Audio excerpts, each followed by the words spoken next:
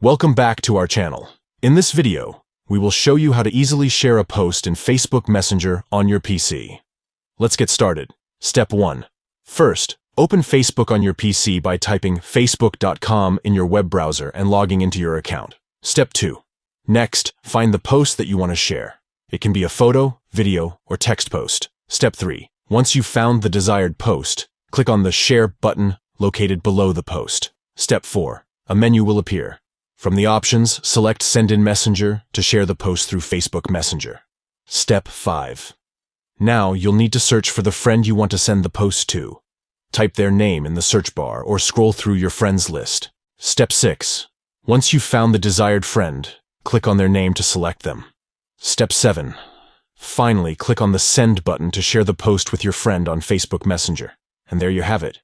You've successfully shared a post in Facebook Messenger on your PC. It's a quick and convenient way to share interesting content with your friends. If you found this tutorial helpful, don't forget to give this video a thumbs up and subscribe to our channel for more useful tips and tricks. Thanks for watching.